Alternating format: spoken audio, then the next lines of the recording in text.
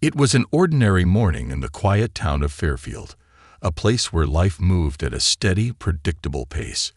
The sun had barely risen, casting long, golden shadows over the narrow streets. In the distance, the faint hum of early commuters and delivery trucks filled the air, a soothing backdrop to the town's morning routine. For Marcus Jansen, a 42-year-old auto mechanic, this was just another Tuesday, or at least that's what he thought. Marcus wasn't the kind of guy who stood out. A hard-working man with calloused hands, a grease-streaked uniform, and a strong sense of duty, Marcus was known for his steady demeanor and dependability. He ran a small, modest auto repair shop on the outskirts of town, where most of his clients were neighbors or friends of friends.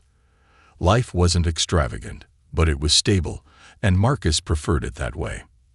That morning, Marcus woke up as usual, rolled out of bed, and kissed his wife, Keisha, before heading downstairs to grab a quick bite. He glanced at the clock as he gulped down his coffee, then grabbed his keys and lunchbox, ready for another routine day of the garage. His phone buzzed with a text from his coworker Tommy, reminding him about a truck repair they had on the schedule that afternoon. Nothing unusual. As Marcus hopped into his pickup truck and drove through the sleepy streets of Fairfield, his thoughts were on his daughter, Nia, who had just started her senior year of high school. She'd been talking about going to college in the big city, which excited and terrified Marcus in equal measure. Nia was smart, driven, and ready to take on the world, but Fairfield was all Marcus knew. He couldn't imagine her leaving this little town, even though he knew it was for the best. He smiled to himself, thinking of how proud he was. His mind was still on Nia's plans for college when he noticed something unusual up ahead. A thick, black cloud of smoke rose over the horizon, too close to be a normal chimney fire. His hands tightened on the steering wheel as he approached the intersection of Main Street and Willow Avenue, where the smoke seemed to be coming from.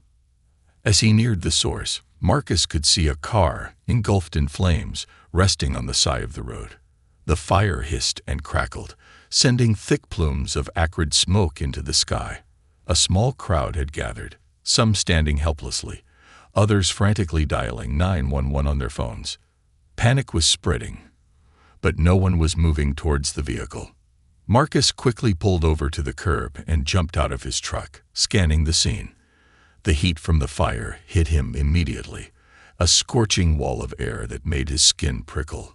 His first instinct was to rush in, but he paused just long enough to size up the situation. A sinking feeling in his gut told him that someone was still inside that burning car. "Is anyone in there?" Marcus shouted as he ran closer to the wreckage. One of the bystanders, a middle-aged woman with tears streaming down her face, pointed frantically toward the driver's seat. "It's a cop. He's trapped. He's not moving." Marcus' heart raced as he squinted through the thick smoke. Sure enough, through the flickering flames, he could just make out the figure of a man slumped over the steering wheel. His uniform and badge reflected the fire's glow. It was a police officer, and he was unconscious. For a split second, Marcus froze. This wasn't supposed to be his problem. He was just a mechanic, not a hero. Besides, cops and people like him didn't always get along. Growing up, Marcus had learned to keep his distance from the police. He'd had his share of minor run-ins with the law, mostly traffic stops that seemed more about his appearance than any actual crime. And Fairfield's law enforcement had a reputation for being tough on people who looked like Marcus. A part of him hesitated. This wasn't his fight. But then he remembered something his father had told him when he was younger. Doing the right thing isn't always easy, but it's always worth it. Those words echoed in his mind as he looked at the unconscious officer again. This wasn't about personal grudges or distrust. A life was on the line. Without another thought, Marcus pushed forward. The heat was almost unbearable as he approached the car, flames licking up the sides and threatening to consume the entire vehicle. He tried the door handle. It was scorching hot but locked tight.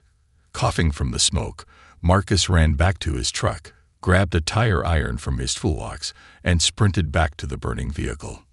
"Move back," he shouted at the crowd, now gathering closer to watch the spectacle.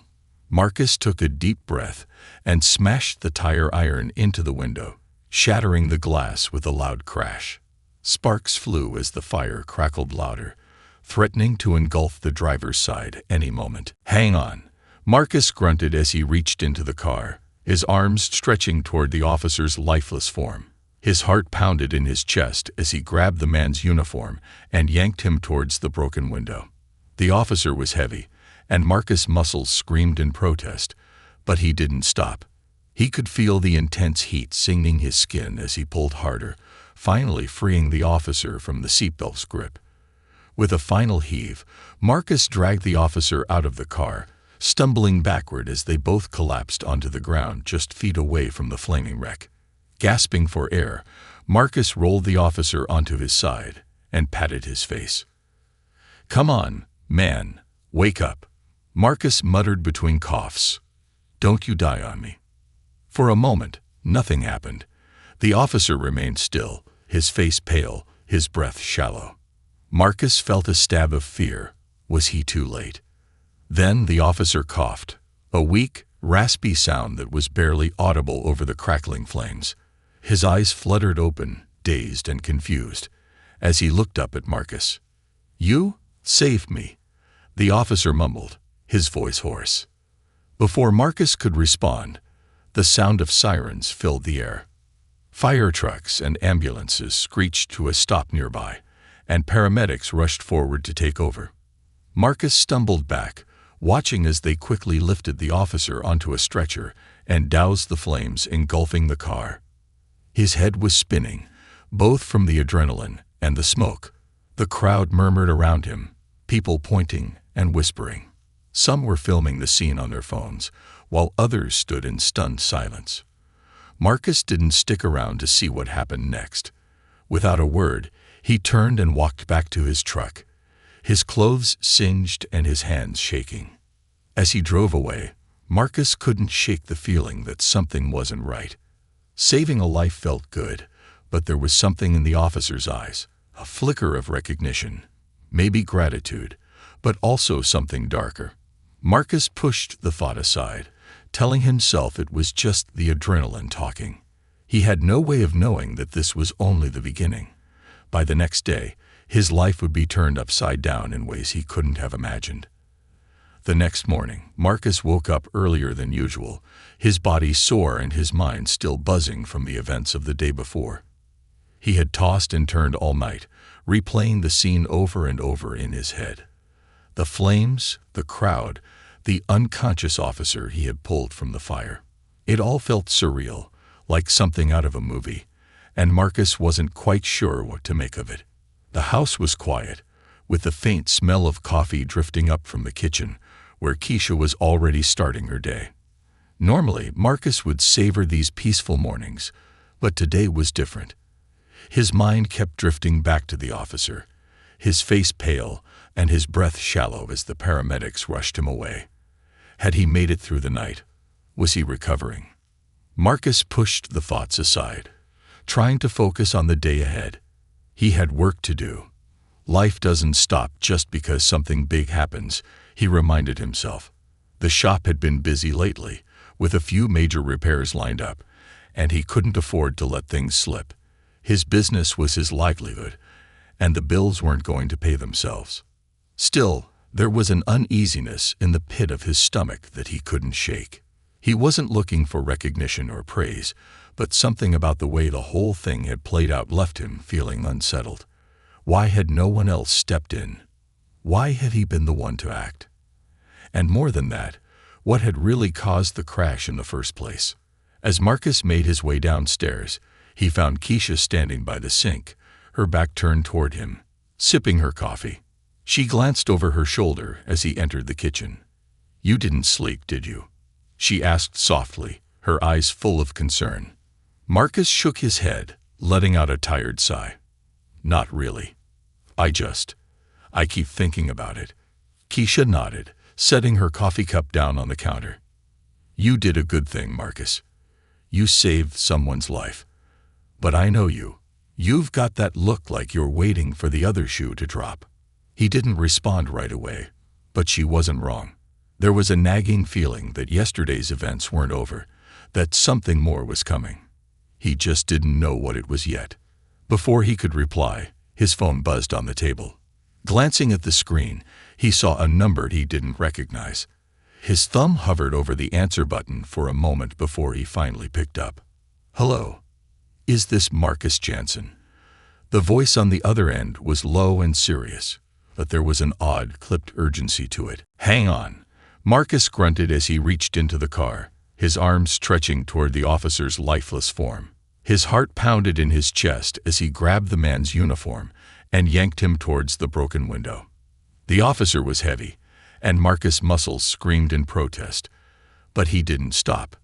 He could feel the intense heat singing his skin as he pulled harder, finally freeing the officer from the seatbelt's grip. With a final heave, Marcus dragged the officer out of the car, stumbling backward as they both collapsed onto the ground just feet away from the flaming wreck. Gasping for air, Marcus rolled the officer onto his side and patted his face. "Come on, man, wake up," Marcus muttered between coughs. "Don't you die on me." For a moment, nothing happened. The officer remained still, his face pale, his breath shallow. Marcus felt a stab of fear. Was he too late? Then the officer coughed, a weak, raspy sound that was barely audible over the crackling flames. His eyes fluttered open, dazed and confused, as he looked up at Marcus. "You saved me," the officer mumbled, his voice hoarse. Before Marcus could respond, the sound of sirens filled the air. Fire trucks and ambulances screeched to a stop nearby, and paramedics rushed forward to take over. Marcus stumbled back, watching as they quickly lifted the officer onto a stretcher and doused the flames engulfing the car. His head was spinning, both from the adrenaline and the smoke. The crowd murmured around him, people pointing and whispering. Some were filming the scene on their phones, while others stood in stunned silence. Marcus didn't stick around to see what happened next. Without a word, he turned and walked back to his truck, his clothes singed and his hands shaking. As he drove away, Marcus couldn't shake the feeling that something wasn't right. Saving a life felt good, but there was something in the officer's eyes, a flicker of recognition, maybe gratitude, but also something darker. Marcus pushed the thought aside, telling himself it was just the adrenaline talking. He had no way of knowing that this was only the beginning. By the next day, his life would be turned upside down in ways he couldn't have imagined. The next morning, Marcus woke up earlier than usual, his body sore and his mind still buzzing from the events of the day before. He had tossed and turned all night, replaying the scene over and over in his head. The flames, the crowd, the unconscious officer he had pulled from the fire. It all felt surreal, like something out of a movie, and Marcus wasn't quite sure what to make of it. The house was quiet, with the faint smell of coffee drifting up from the kitchen, where Keisha was already starting her day. Normally, Marcus would savor these peaceful mornings, but today was different. His mind kept drifting back to the officer, his face pale and his breath shallow as the paramedics rushed him away. Had he made it through the night? Was he recovering? Marcus pushed the thoughts aside, trying to focus on the day ahead. He had work to do. Life doesn't stop just because something big happens, he reminded himself. The shop had been busy lately, with a few major repairs lined up, and he couldn't afford to let things slip. His business was his livelihood, and the bills weren't going to pay themselves.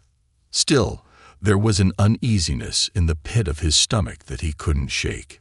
He wasn't looking for recognition or praise, but something about the way the whole thing had played out left him feeling unsettled. Why had no one else stepped in? Why had he been the one to act?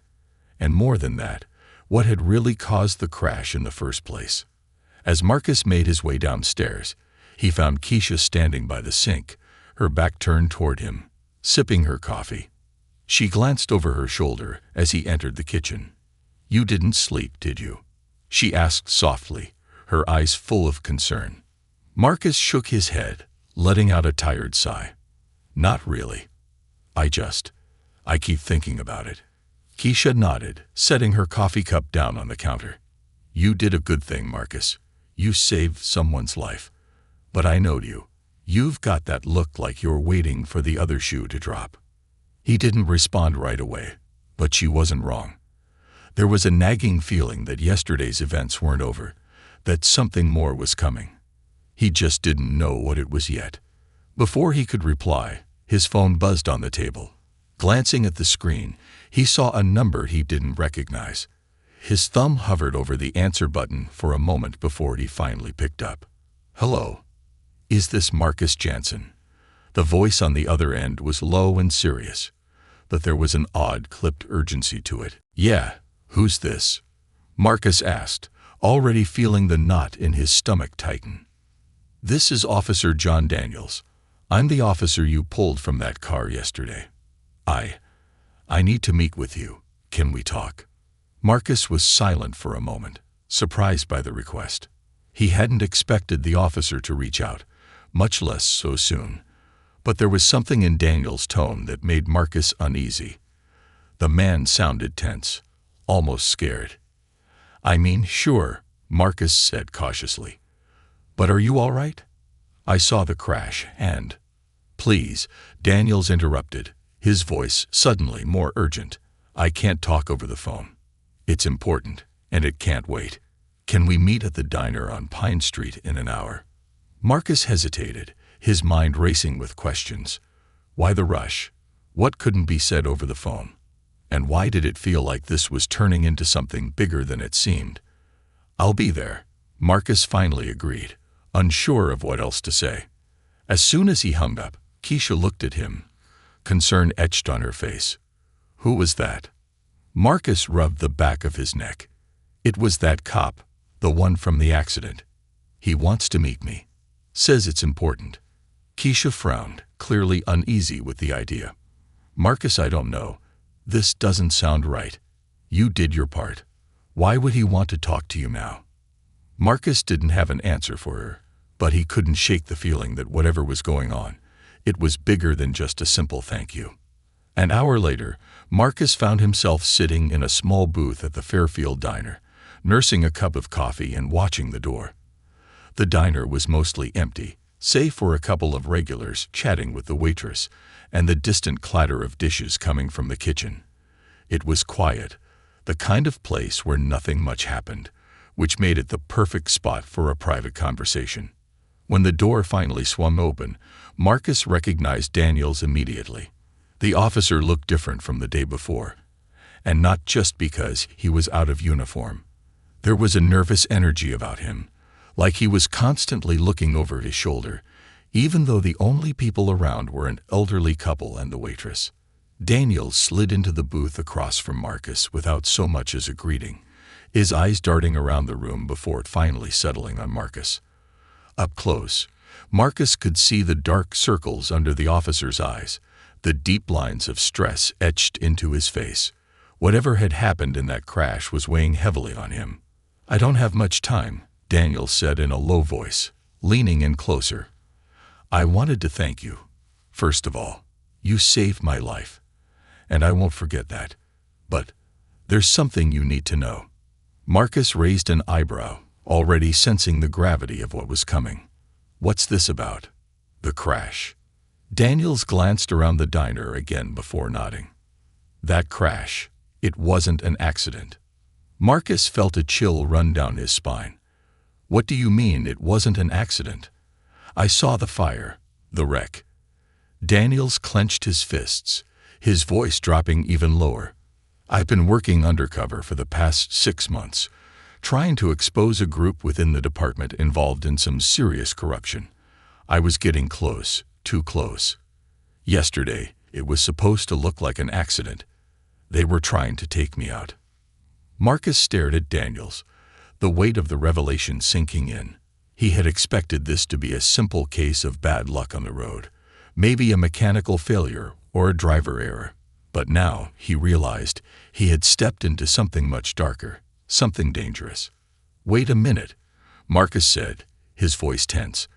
Are you telling me someone tried to kill you, and I just happened to be there? What does that have to do with me?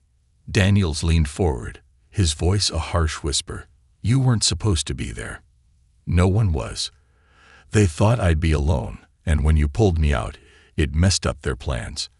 Now they know you're involved, even if it was by accident, and they don't leave loose ends."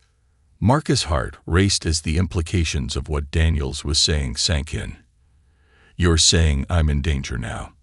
My family, they're in danger too." Daniels nodded grimly. "I'm sorry, Marcus. I didn't want this for you, but you saved my life. And now you're part of it, whether you like it or not." Marcus' mind raced. He had just wanted to help, to do the right thing. He hadn't asked to get involved in some undercover operation, or to be pulled into a web of corruption and danger. But now he realized there was no turning back. "What do I do?" Marcus asked, his voice barely above a whisper. "How do I protect my family?" Daniels hesitated before speaking. "For now, keep a low profile. Don't talk to anyone about this, not even your family. I'm working on getting out, but it's going to take time. I'll be in touch, but until then, watch your back." With that, Daniels stood abruptly, glancing once more around the diner before hurrying toward the exit. Marcus sat frozen in the booth, his mind swirling with fear and confusion. Just hours ago, he had been a regular guy, a mechanic living the simple life. Now, he was a man marked by dangerous people, caught up in a conspiracy he didn't understand. As Marcus left the diner and got back into his truck, he felt the weight of the situation pressing down on him. He had saved a life, but in doing so, he had unknowingly put his own, and his family's, in jeopardy. The real question now was, what was he going to do about it? Marcus drove back to the shop in a daze, his mind racing with everything Officer Daniels had just revealed. The old, familiar streets of Fairfield blurred past him as he tried to process the weight of it all. Corruption, undercover investigations, and now a target on his back. It felt like something out of a crime drama, not his quiet, routine life. The steering wheel felt cold under his tight grip, and every passing car made him glance twice, paranoia already starting to creep in. By the time he pulled into the lot at his garage, the sun was hanging high in the sky, but Marcus barely noticed. His hand shook slightly as he killed the engine, his thoughts bouncing from one concern to another. Was it safe for him to be out in the open? Had someone already figured out who he was? He felt exposed, like every move he made was being watched. He stepped out of his truck, eyes darting around the quiet, empty parking lot. Usually he would feel at ease here, but now it was different. Everything seemed off. He glanced at the small, familiar sign above the shop door. Jansen Auto Repair.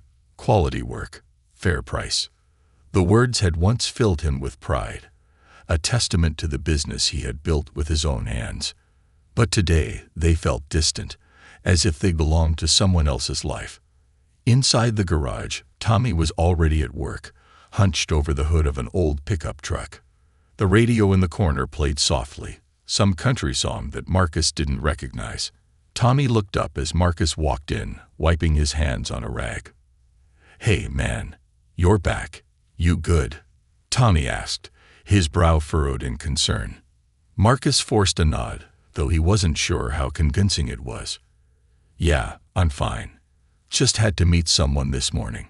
Tommy didn't push the issue, but his eyes lingered on Marcus a little longer than usual, as if sensing something was off. Marcus tried to shake it off, pulling on his work gloves and pretending to focus on the tasks ahead, but his mind wouldn't stop racing. He thought about Keisha, about Nia, and the danger Daniels had warned him about. He couldn't just pretend like everything was normal. If someone really was coming for him, he had to be prepared. But what did that even mean? He wasn't a cop, wasn't trained for this kind of thing. He was just a mechanic. As he worked, a creeping sense of dread took hold. Every time the phone rang or the doorbell chimed, his heart skipped a beat. Every passing car outside the shop made him tense up, wondering if this was it, if the people Daniels had warned him about had found him. And then came the knock on the door. It was just past noon when Marcus heard the sharp, unmistakable sound of someone knocking on the shop's front door. His head snapped up, heart pounding. Tommy, standing a few feet away, glanced at him curiously. Normally, they didn't get many visitors. Most customers came in through the garage's main entrance around the back. "I got it," Marcus said quickly, pulling off his gloves and heading toward the door. His heart raced with each step. Was it them? Were they here already? He opened the door cautiously, his breath catching in his throat as he prepared for the worst. But standing on the other side was someone he never expected to see. Raymond Walker. Marcus blurted out, his voice thick with surprise. Raymond, or Ray, as everyone called him, was the last person Marcus expected to show up at his garage. A tall, broad-shouldered man in his late 40s, Ray was a former cop who had left the force under mysterious circumstances a few years back. He'd been a fixture in Fairfield for as long as Marcus could remember. But after his sudden departure from the police department, Ray had kept a low profile.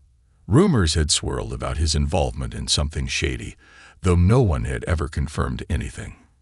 Ray shifted his weight, his expression serious as he removed his sunglasses. "Marcus, can we talk?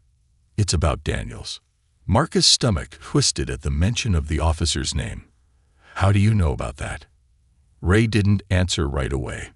Instead, he stepped inside, closing the door behind him.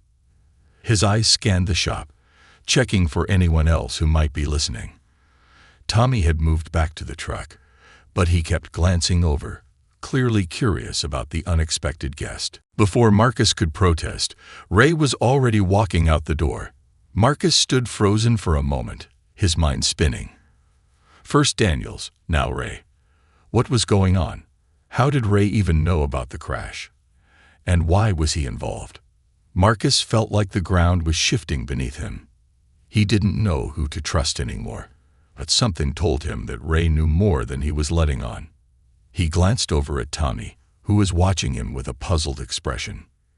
"You good, man?" Tommy asked again, a little more insistently this time.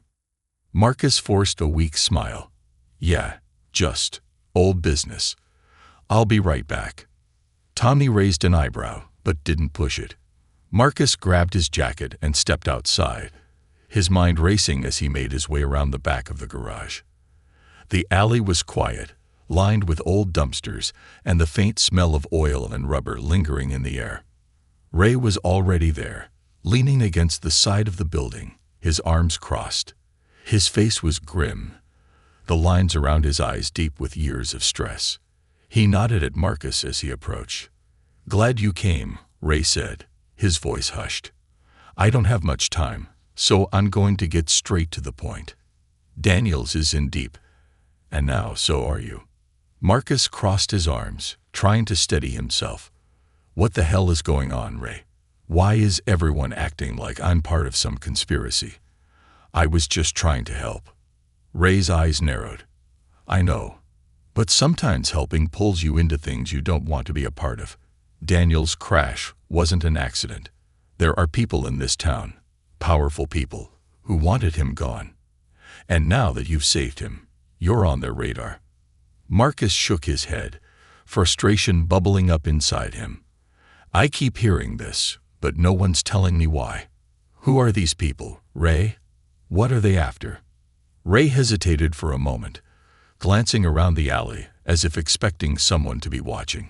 His voice dropped even lower, almost a whisper.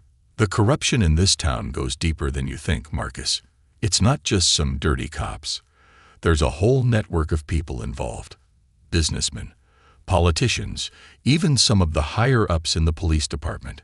They've been running a racket for years, skimming money off deals, covering up crimes, and silencing anyone who gets too close." Marcus felt a cold knot form in his stomach. This was bigger than he'd thought, way bigger. And Daniels was trying to expose them. Ray nodded. "He's been working on this for months, gathering evidence. He got too close, and they tried to take him out. Now, they know you're involved, even if it's just by chance. They don't care. They'll see you as a threat. Marcus rubbed his face, feeling the weight of it all pressing down on him. What do I do, Ray? I'm not a cop. I don't know how to handle this. Ray's expression softened for a moment. I left the force because I saw what was happening and tried to do something about it. But they're too powerful. I couldn't take them down alone. Now, they're watching me too. But I can help you. At least I can point you in the right direction. Marcus' pulse quickened. What do you mean? Ray glanced around again, then reached into his jacket pocket, pulling out a small worn notebook. Daniels wasn't the only one gathering evidence. I've been keeping tabs on these guys for years. I didn't think I'd ever get another shot at taking them down. But now, maybe we have a chance. He handed the notebook to Marcus, who hesitated for a moment before taking it. The pages were filled with notes, names, dates, addresses. It was a treasure trove of information, and Marcus could see right away that it was dangerous. If anyone found out he had this. This is the key, Ray said quietly. But it's also a death sentence if you're not careful. These people don't play games, Marcus. If you're going to get involved, you need to be ready for what comes next. Marcus stared at the notebook in his hands, feeling the weight of it, both literal and figurative. This was more than he had ever asked for, more than he had ever wanted. But now he was in the middle of it, and there was no turning back. He looked up at Ray, his voice steady despite the fear gnawing at him. What do I do with this? Ray's eyes met his, full of the kind of grim determination that came from years of living with secrets. First, you need to lay low. Don't let anyone know you have it, not even your family. Second, you need to get in touch with Daniels. He'll know what to do next. And finally, Marcus sat in his truck, the worn notebook Ray had handed him resting heavily on his lap. His hands gripped the steering wheel as he stared at the shop in front of him, but his mind was miles away. Everything Ray had just told him felt like a bad dream, a tangled mess of secrets, corruption, and danger that he hadn't asked for but couldn't escape. The notebook itself seemed to burn in his hands, its pages filled with names and dates that linked powerful people in Fairfield to crimes and cover-ups. He had thought his life was simple, predictable even. Wake up, fix cars, go home to his family. But now, he was at the center of something far darker than he ever could have imagined. Ray's final words still echoed in his ears. These people don't play games, Marcus. If you're going to get involved, you need to be ready for what comes next. Marcus had no choice but to get involved. He already was. Daniels was still out there, running for his life, and whoever had tried to kill him knew Marcus was connected to the incident. And now, Marcus had Ray's notebook, the key to everything.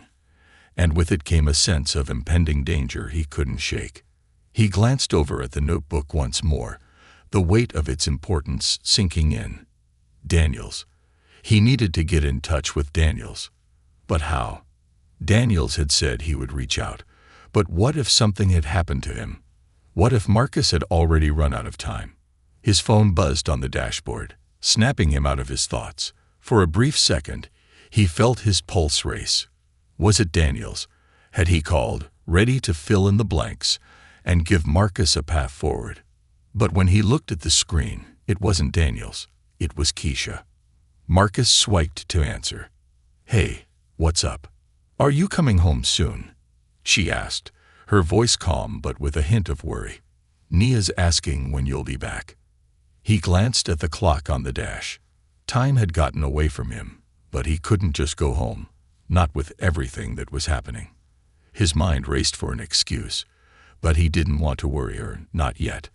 Not until he figured out what the next move was. Yeah, he lied, trying to sound casual. I'll be home in a bit, just finishing up some stuff at the shop. All right, Keisha said, her tone softening. Don't stay too late, okay? We miss you. Marcus forced a smile, even though she couldn't see it. I miss you too. I'll be home soon. He hung up the phone and stared at the shop for a few moments longer. How could he go back to normal? How could he sit down at the dinner table with Keisha and Nia, pretend like everything was fine, when he was now holding on to information that could destroy lives, and possibly end his own. But Keisha's voice had reminded him of something important. He couldn't let fear consume him. He had a family to protect, and that meant keeping his wits about him and making smart decisions. He took a deep breath, his mind beginning to focus. First things first, he needed to hide the notebook. There was no way he could keep it at home. Not with Nia always running around the house. Not with Keisha potentially asking questions. And what if someone came looking for it? No, he needed a safe place. Marcus looked around the garage, his eyes settling on the row of old, rusted toolboxes stacked in the far corner. One of them had a hidden compartment that no one had touched in years. He hadn't even thought about it until now, but it was perfect. He could stash the notebook there, out of sight and out of mind, at least for the time being. He stepped out of the truck and walked back into the garage, his boots echoing in the otherwise quiet space. Tommy was still working on the pickup, glancing over at him as Marcus entered. "You okay, man?" Tommy asked, wiping his hands on a rag. "You've been acting kinda off." Marcus forced a grin. "Yeah, just some stuff on my mind. I'll be fine." Tommy didn't look convinced, but he didn't press further. Marcus nodded and made his way to the back of the garage. He opened one of the toolboxes and dug through the mess of old, rusted wrenches and screwdrivers until he found the hidden latch on the bottom. With a quick flick, the compartment popped open, revealing a small, hollow space inside. He stared at it for a moment, feeling the weight of the decision he was about to make. This notebook had the power to blow the lid off everything, to expose the dirty underbelly of Fairfield, to bring down powerful people who had operated in the shadows for years. And by hiding it, by keeping it secret, Marcus was making a choice to stand against them, no matter the cost. With one last glance around the garage to make sure no one was watching, Marcus slipped the notebook inside the compartment and closed it, locking the toolbox behind him. He felt a strange sense of relief wash over him. At least for now, the evidence was safe, but that was just the beginning. The sun had set by the time Marcus finally made it home. The house was quiet, the soft hum of the television coming from the living room as Keisha sat on the couch, flipping through channels. Nia was already asleep, her favorite blanket tucked up to her chin, her little face peaceful and content.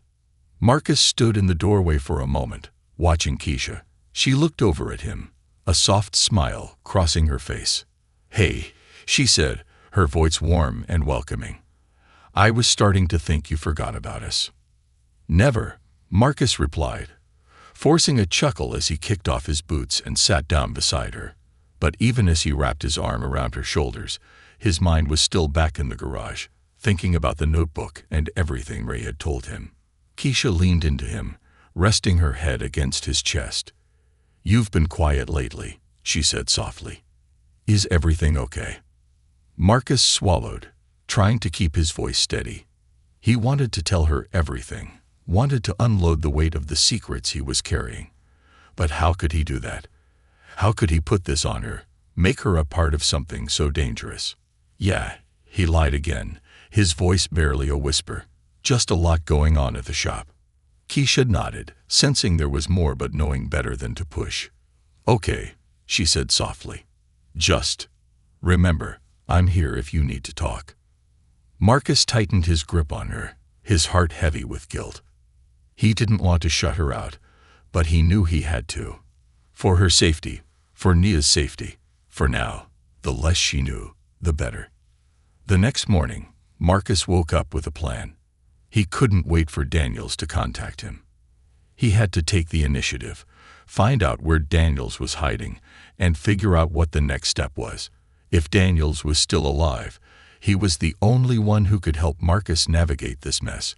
And if he wasn't, Marcus didn't want to think about that. But as he reached for his phone to try and track down any leads, it buzzed in his hand. The number on the screen was blocked, but Marcus' heart skipped a beat. Could it be Daniels? He quickly swiped to answer. "Marcus." The voice on the other end was unfamiliar, but it was firm, authoritative. Marcus' hand tightened around the phone. "Who is this?" Marcus asked, his voice guarded. "Let's just say I'm someone who knows what's going on," the man said, his tone cold. "You've been talking to some people you shouldn't have. You're in over your head." Marcus' heart raced. He could feel the danger in the man's voice, the veiled threat hanging in the air. "You don't know anything about me," Marcus replied, trying to sound calm, though his hands were shaking. "Oh, I know plenty," the man continued, his voice eerily calm. "You saved Officer Daniels. You've been poking your nose where it doesn't belong. I'm here to give you a friendly warning. Back off, or things will get ugly." Marcus gripped the phone tighter, anger starting to mix with the fear. "Is that a threat?" The man chuckled softly, a sound that sent chills down Marcus' spine. "Consider it a piece of advice. Walk away, Marcus. You don't want to end up like Daniels." The line went dead before Marcus could respond, leaving him sitting in stunned silence. His mind raced, trying to make sense of the call. How had they found him so quickly? And who was this man? Marcus realized in that moment that Ray had been right. These people were powerful, and they were watching. He was now officially in their crosshairs. The stakes had just been raised, and the clock was ticking. He couldn't wait for Daniels any longer. It was time to take matters into his own hands. He had to figure out who was behind all of this before they came for him, or worse, for his family. The uneasy silence that hung in the air after the threatening phone call pressed down on Marcus like a weight he couldn't shake. Every moment felt sharper, more dangerous, as if the walls were closing in on him. The clock on the kitchen wall ticked relentlessly, each second a reminder that time was running out. He knew now, without a doubt, that powerful forces were watching him, and they weren't going to wait forever before making their next move. Marcus leaned against the counter, trying to steady his breathing.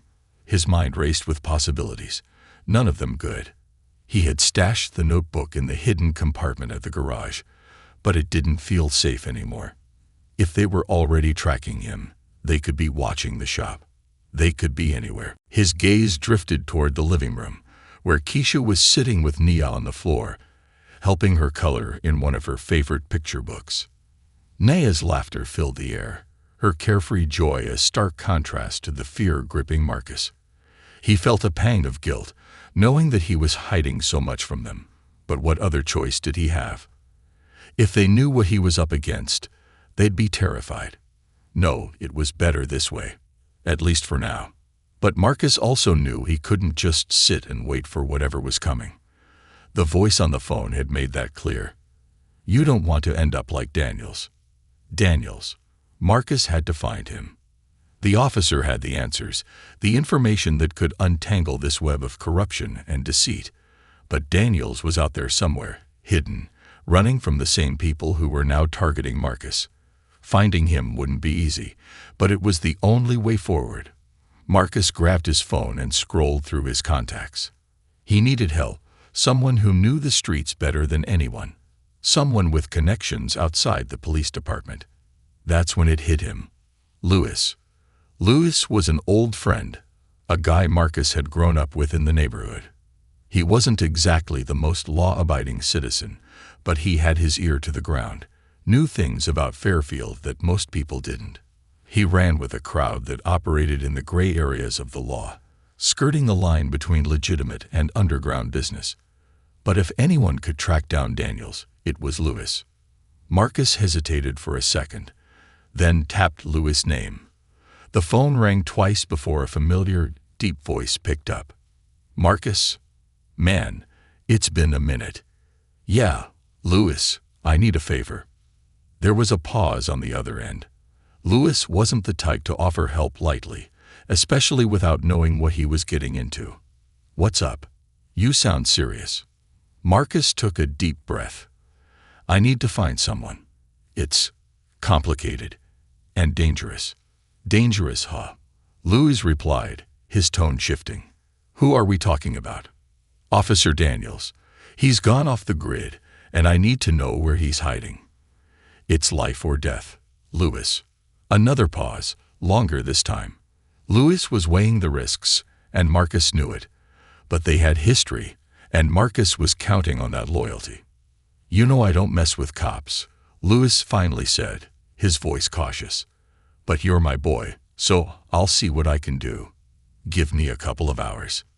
"Thanks, Louis. I owe you." "Nah, man. If you owe me after this, I'll make sure you pay up." Marcus hung up the phone and let out a breath he hadn't realized he was holding. The waiting game was agony, but at least now he had a plan. Louis would dig around, and with any luck, he'd come through with a lead on Daniels. The hours dragged by as Marcus paced the house, trying to shake the feeling of being watched. He checked the windows constantly, peering out at the quiet suburban street, searching for anything out of the ordinary. An unfamiliar car parked down the block, someone walking by too slowly, anything that might signal trouble. But everything seemed normal, deceptively so. By the time Louis finally called back, it was almost dark outside, the sun dipping below the horizon, casting long shadows across the neighborhood. "Got something for you," Louis said without preamble. "Word on the street is Daniels has been laying low at an old safe house, used to belong to some crooked cops back in the day, a place where they'd stash things they didn't want the department knowing about. Nobody goes there anymore, but Daniels probably figured it was the last place anyone would look." Marcus' heart skipped a beat. "Where is it?" "On the outskirts of town, near the old train depot. Address is 1219 Maple Lane. But listen, Marcus, you better be careful. If Daniels is hiding there, it means he's expecting trouble.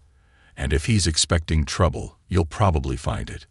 "I got it, Louis. Thanks again. Be safe, man. And remember, this ain't the kind of thing that ends well for most people." Marcus hung up and stared at the phone, feeling a pit form in his stomach.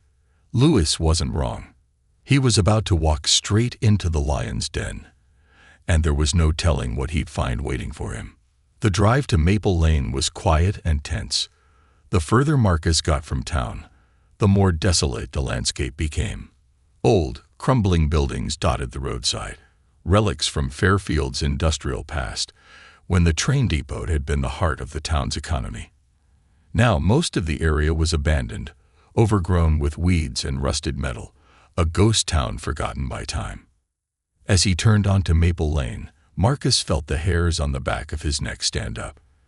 The street was eerily quiet, not a single car in sight, the streetlights flickering dimly as if they, too, had given up hope. He pulled up to 1219, an old, dilapidated house that looked like it hadn't been touched in years. The windows were boarded up, and the front yard was overgrown with weeds. It was the perfect place for someone to hide, off the grid, out of sight. Marcus killed the engine and sat in silence for a moment, the weight of what he was about to do pressing down on him. He had no idea what he'd find inside. For all he knew, Daniels could be dead, and whoever had come after him could be waiting inside instead. But there was no turning back now. He had come too far. He stepped out of the truck, his boots crunching on the gravel driveway as he approached the house. The air was thick with the smell of decay and damp wood, a reminder that this place had long been abandoned by anyone who cared. Marcus glanced around, his eyes scanning the darkened windows for any signs of movement. Nothing. He walked up the front steps, each one creaking ominously under his weight, and stopped at the door. It was slightly ajar, the wood warped and rotting. He hesitated for a moment, his hand hovering over the doorknob. Every instinct in his body screamed at him to turn around, to walk away, but he couldn't. Not now. Marcus pushed the door open, the hinges groaning in protest, and stepped inside. The interior of the house was even worse than the outside. The walls were covered in peeling wallpaper, the floors warped and uneven. Dust hung in the air, thick and choking, as if no one had disturbed it in years. But there were signs of recent activity, footprints in the dust, a half-empty water bottle on a table by the window. Daniels had been here, and recently. Marcus moved cautiously through the house, his heart pounding in his chest. Every creak of the floorboards under his feet sounded like an alarm, echoing through the empty space. He reached for his phone, using the flashlight to cut through the darkness. "Daniels," he called out, his voice barely above a whisper. Silence. He moved deeper into the house, searching room by room. In the back of his mind, he knew this could be a trap, that the people who were after Daniels could be waiting for him right now. But he couldn't turn back. He had to find out what had happened to the officer. As he reached the last room at the end of the hallway, Marcus' flashlight beam caught something. A figure slumped in the corner. "Daniels," he whispered again, his heart racing as he moved closer. The figure stirred, and Marcus' breath caught in his throat. It was Daniels. He looked haggard, his face gaunt and pale, his clothes dirty and torn. But he was alive. "Marcus," Daniels rasped, his voice weak. "I didn't think you'd find me." Marcus knelt down beside him, relief flooding through him. "I've been looking everywhere for you. We need to get you out of here." Daniels shook his head weakly. "It's too late. They're already here." Before Marcus could respond, a loud crash echoed from the front of the house. The door had been kicked in. Heavy footsteps followed, the unmistakable sound of multiple people entering the house. Marcus' blood ran cold. They had found him. The crash of the door being kicked in reverberated through the dilapidated house, sending a jolt of fear through Marcus. His instincts screamed at him to run, but there was nowhere to go. The narrow hallways and crumbling walls of the old safe house now felt like a death trap. Daniel's eyes, bloodshot and hollow, widened with a desperate fear Marcus hadn't seen before. He tried to speak, but his voice barely broke through his labored breathing. "They'll kill us both," Daniels gasped, his voice barely more than a whisper. Marcus quickly scanned the room, looking for something, anything he could use to defend them. But all he saw were broken pieces of furniture and scattered debris. His heartbeat pounded in his ears as the footsteps grew closer, more deliberate, echoing through the dark house like a countdown to their doom. They had no time. "Can you stand?" Marcus hissed, crouching beside Daniels, trying to pull him up. Daniels winced in pain but nodded weakly. "Barely, but we can't outrun them. They've already boxed us in." Marcus' mind raced. He couldn't leave Daniels behind, not after coming this far, but the cold realization that they might not make it out of this hit him like a punch to the gut. Whoever was coming for them wasn't interested in leaving witnesses. The sound of footsteps stopped. There was a long pause, a silence that was more terrifying than the footsteps themselves. Whoever was in the house with them was waiting, listening, hunting. Marcus gently lowered Daniels back to the ground and whispered, "Stay quiet. I'll be right back." He crept toward the hallway, moving as silently as he could, his heart pounding so loudly in his chest he was sure they could hear it.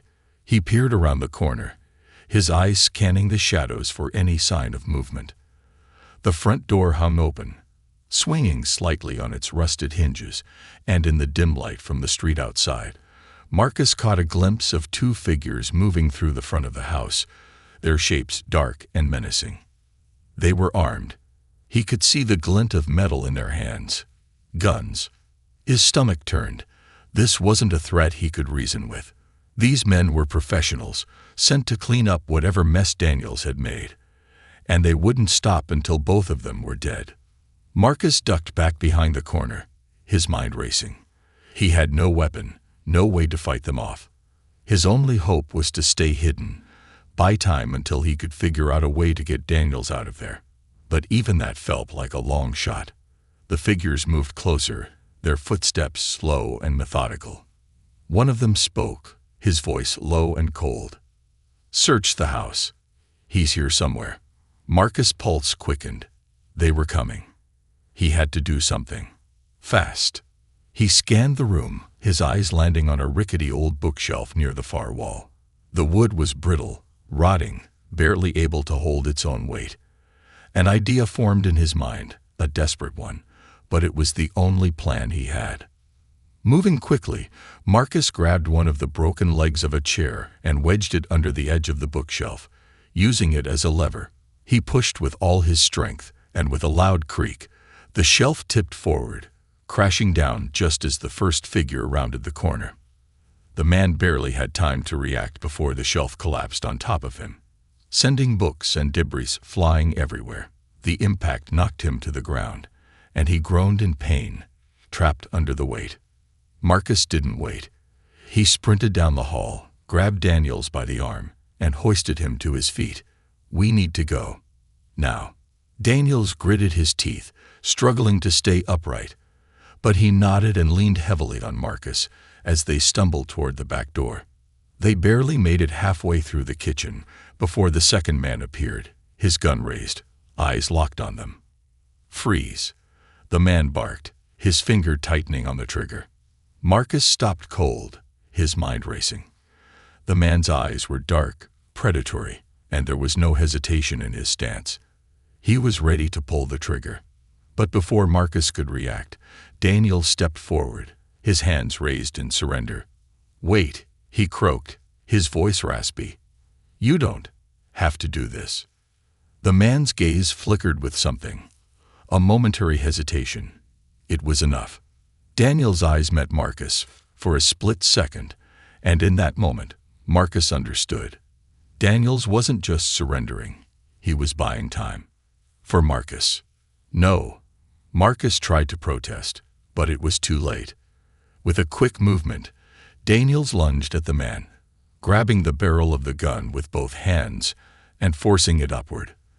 The gunshot rang out, deafening in the confined space, the bullet tearing into the ceiling. The struggle was brief, brutal. The man, stronger and more prepared, shoved Daniels back with a force that sent him sprawling to the ground. Marcus saw his opportunity. He grabbed a heavy frying pan from the counter and swung it with all his might, connecting with the man's head. The man crumpled to the ground, unconscious, the gun slipping from his hand. Breathing heavily, Marcus rushed to Daniel's side. Blood was trickling from his mouth, and his breathing was ragged, shallow. He was in bad shape. "Come on, man, we're almost out of here," Marcus urged, trying to lift him again. But Daniel shook his head weakly, his eyes filled with a mix of pain and regret. "I'm not going anywhere." Marcus' heart sank. He knew what Daniels was saying, even if he didn't want to admit it. Daniels was too injured, too weak. He wasn't going to make it. "You need to go," Daniels whispered. "Take the evidence. It's all in the notebook. Expose them. Don't let them get away with it."